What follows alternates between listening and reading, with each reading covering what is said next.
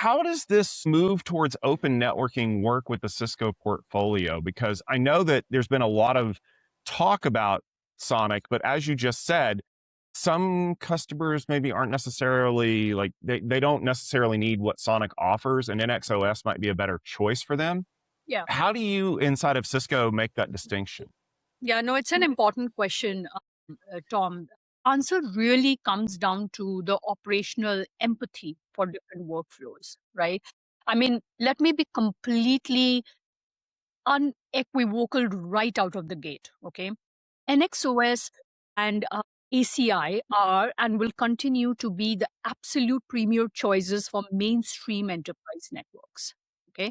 The rich feature depth, the turnkey security, and the deep out of the box automation that these operating systems provide, they cannot be simply replicated by an open source community overnight. If an organization or an enterprise needs an automated, highly secure fabric that just works seamlessly, then NXOS is the gold standard. But like I said before, we also recognize that the future of networking, like you opened up this podcast with, is inherently open, right? And our customers are operating in highly diverse multi-vendor ecosystems. There is a very distinct Linux native customer profile out there that demands open source software control. So by expanding SONiC support, onto our flagship Cisco Nexus 9K family, we are not really creating an internal collision, right? We are extending unprecedented flexibility from the silicon layer all the way up to the unified management. And the technology is very tightly integrated, but if you look yet loosely coupled, right? We are giving customers like an ultimate insurance policy for their capital expenditure, right? They can confidently deploy world-class Nexus hardware today. They can run NXOS or ACI. And if their corporate strategy shifts toward open source now, or say 2 years from now, then they have the software agility to pivot their architecture, without a physical rip and replace. So it's like we treat our customers like true partners. So there is not like, that's how we make that judgment or make that call. Yeah, I think that's important.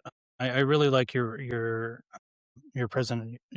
explanation of how you come in with an XOS. I truly firmly believe that if you don't have a strong use case for open source, don't use it. And I like how y'all approach that with allowing us to choose an XOS when we need to. So all the stuff across the infrastructure that we know what we're doing, we handle it, we got it smoothed down. You can just throw an XOS at it and not worry about it. But those corner cases, those areas of the business that we still can't get to, if it makes sense to bring in more eyes on it, more depth into what we're working on, more architecture, more details that NXOS just can't cover across the board, then yeah, it makes total sense to me there.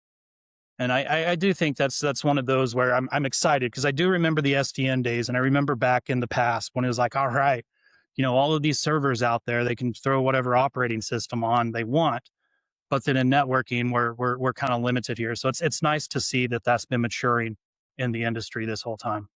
Yeah, and honestly, like I'm talking to a lot of variety of customers, if you will, the enterprises, right? There are some who have a mandate to go for like multi-vendors ecosystems, right? And for that reason, they are asking, hey, it's more like a SONiC sticker on the switch. Hey, do you support SONiC as well?